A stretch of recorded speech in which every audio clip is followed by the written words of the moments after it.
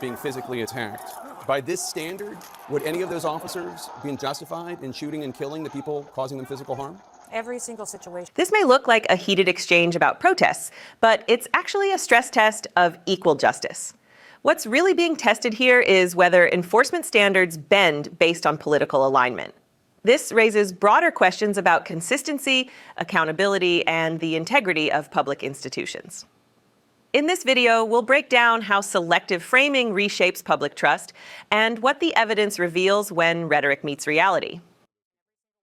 I know that you'd like to make me the topic of this and not what happened, but I did ask a Democratic senator just a few minutes ago about AOC's comments, and I don't actually even know what you're talking about when I ask questions as if like that's an assertion. It's a question. How can you make a conclusion before an investigation?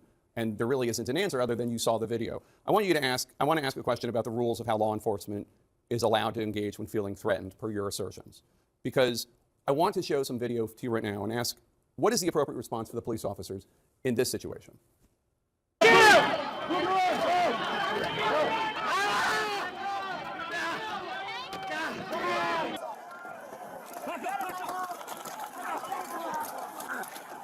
Those are law enforcement officers being physically attacked.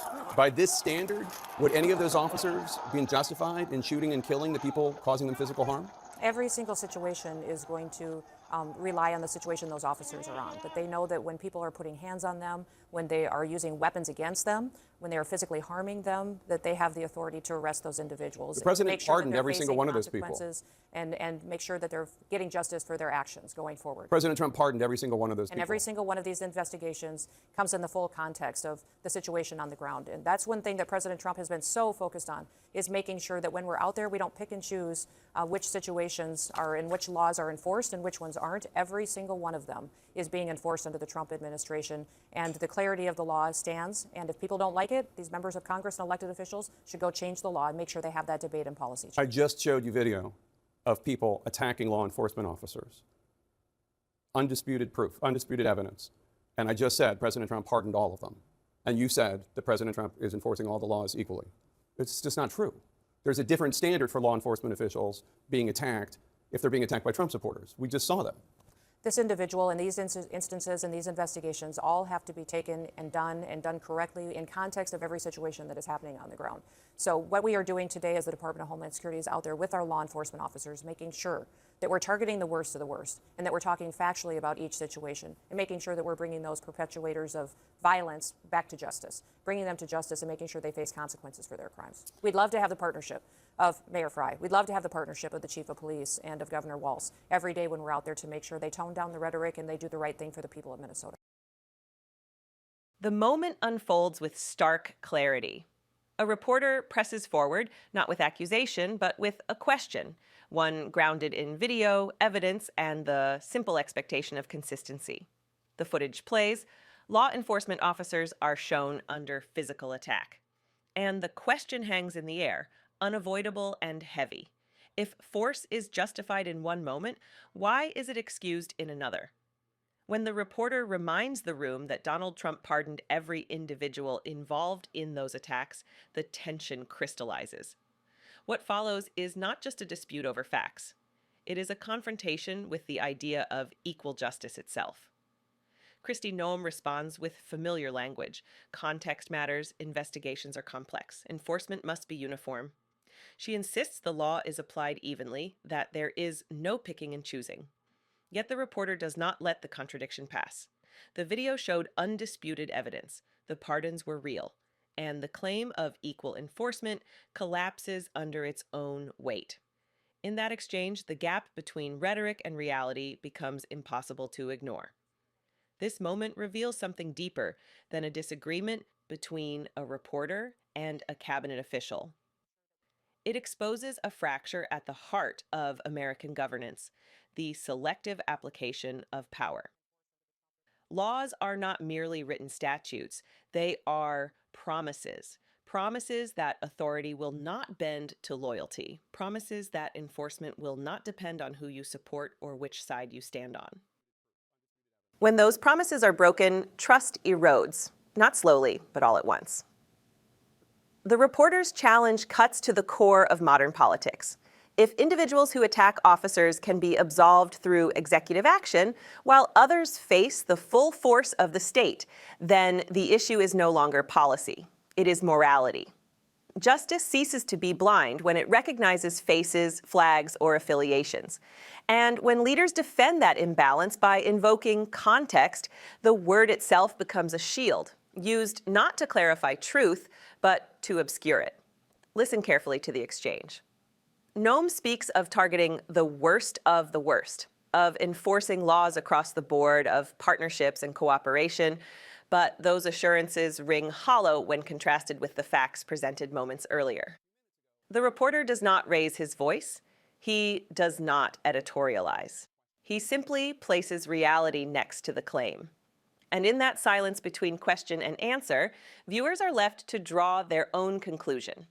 This is how accountability is tested in a democracy, not in speeches carefully crafted for applause, but in unscripted moments when power is questioned. The strength of a system is revealed not when it is praised, but when it is challenged. And here, the challenge is unmistakable. Can a government that excuses some while condemning others still call itself fair? The broader political context only sharpens the stakes.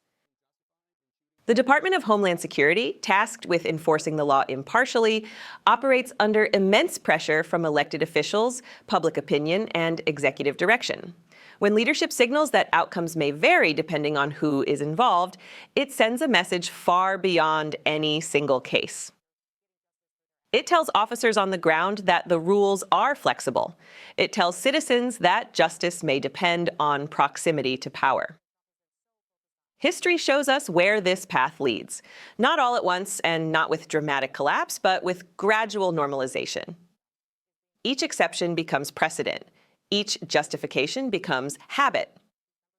Until one day, the principle of equal treatment exists only as a slogan, repeated often but honored rarely. What makes this exchange so powerful is its simplicity. A video, a pardon, a question, and an answer that fails to reconcile the three. No grand conspiracy is needed, no speculation is required. The facts stand on their own.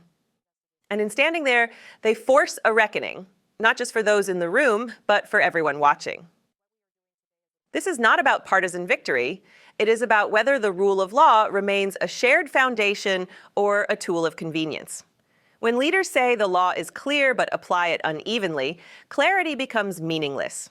When they urge critics to change the law while benefiting from selective enforcement, responsibility is shifted, not assumed. In a healthy republic, scrutiny like this is not an attack. It is a safeguard. Reporters ask hard questions not to provoke outrage, but to preserve standards. When those questions are dismissed or deflected, the damage is not to the press. It is to the public's faith in institutions meant to serve them. As the exchange ends, the rhetoric softens. Calls for partnership replace confrontation. Appeals to cooperation follow contradiction. But the central issue remains unresolved. The different standard has been named, it has been shown, and it has not been answered. This is the moment viewers must hold on to. Not the sound bites, not the spin, but the principle at stake. Equal justice is not optional. It is the moral spine of a free society. Without it, laws become suggestions and power becomes privilege. If you believe accountability still matters, if you believe questions deserve honest answers, and if you believe no one should stand above the law, then stay engaged, stay informed, and support the work that brings these moments into the light. Subscribe to Liberty Report USA. Support our mission to expose the truth, challenge power, and defend the principles that make justice real.